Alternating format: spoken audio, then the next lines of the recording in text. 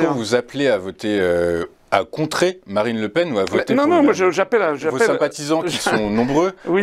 Quelle consigne de vote éventuellement? Alors d'abord, moi je ne donne pas de consigne de vote. Voilà. Qu'allez-vous voter, si je puis me permettre? Alors, moi ce que je pense, c'est qu'il faut faire barrage à l'extrême droite.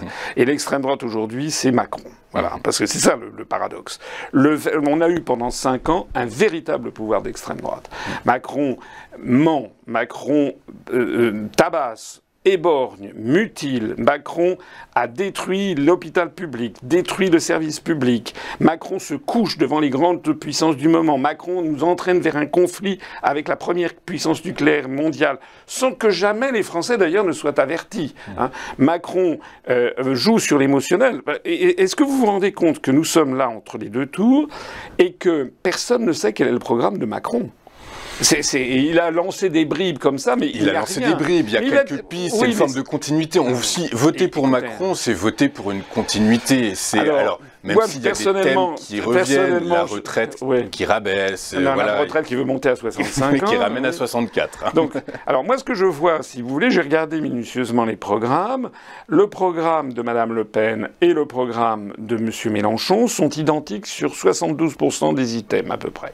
Les 3/4. Monsieur Mélenchon, hein, vous dites. Mélenchon, je dis bien Mélenchon. Oui, ça, de toute façon, on sait qu'il y a des vases communicants assez évidents entre l'extrême droite et l'extrême En gros, 75% des programmes qui sont identiques et qui sont, à mon avis, qui ne sont pas extrémistes. Lorsqu'il s'agit, par exemple, de maintenir l'âge de la retraite, alors 60 ans pour Monsieur Mélenchon, 62 ans pour Madame Le Pen qui ne veut pas y toucher. Lorsqu'il s'agit de défendre les services publics, lorsqu'il s'agit de créer le RIC, etc. Bon, on pourrait, lorsqu'il s'agit d'avoir une France non alignée qui fasse prévaloir la paix, lorsqu'il s'agit de sortir de l'OTAN pour Mélenchon, du commandement militaire intégré pour Madame Le Pen, il y a 75% des sujets qui sont identiques. Et qui, soit dit en passant, moi je ne sais pas, mais personnellement je ne considère pas que le RIC qui consiste à donner aux Français le pouvoir de faire des référendums comme les Suisses l'ont, comme les Californiens l'ont, je ne vois pas ce que ça a d'extrême droite.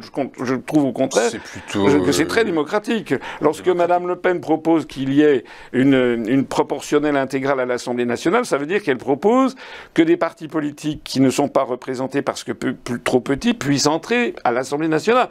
Je ne pense pas que ce soit une grande caractéristique de l'extrême droite que de faire venir plus de monde à l'Assemblée nationale. Donc ce que je veux dire par là, c'est que Mélenchon et Madame Le Pen ont un programme qui est à 3/4 compatible. Alors il y a des points sur lesquels ils sont en désaccord. Vous appelez à voter, à faire barrage à Monsieur Macron. Oui, moi j'appelle absolument à faire barrage à Macron. Et je voulais terminer. Quand on compare en revanche le programme de Mélenchon et celui de Macron, il n'y a que 20% comparables. Donc il y a une anomalie profonde, c'est que normalement, M. Mélenchon, il y a 15 jours entre le premier tour et le deuxième tour. Les 15 jours ne sont pas faits pour les chiens. Si la Constitution a prévu qu'à la différence de toutes les autres élections, il n'y ait pas une seule semaine entre les deux tours, mais 2 semaines, c'est que la Constitution a prévu que les Français doivent avoir le temps de réfléchir et les candidats doivent avoir le temps de réfléchir à ce qu'ils font.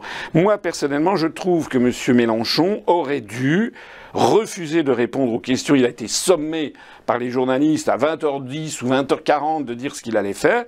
Je considère qu'il aurait dû dire, s'il avait été un homme d'État, je vais réfléchir. Et j'aurais à sa place pris contact avec Madame Le Pen. Je sais que vu de gauche, il y a un certain nombre. Je ne sais pas. Personnellement, je ne le pense pas, puisqu'il s'est précipité pour dire non. Et je pense qu'il fallait, Madame Le Pen propose une union nationale, je pense qu'il fallait qu'il saisisse la balle au bon, et puis essayer de discuter. Ça a été quoi le Conseil national de la résistance en 43-44 ? De Gaulle est parvenu à mettre autour de la table des gens qui se haïssaient. Le Parti communiste français d'un côté, et à l'autre bout, il y avait des cagoulards, c'est-à-dire des anciens d'extrême droite, d'Eugène Deloncle, et qui étaient entrés dans la résistance. Il y a un moment, quand la patrie est vraiment en danger, je considère personnellement que Macron est un homme extrêmement dangereux. Il y a des moments où il faut savoir mettre de côté ses réticences.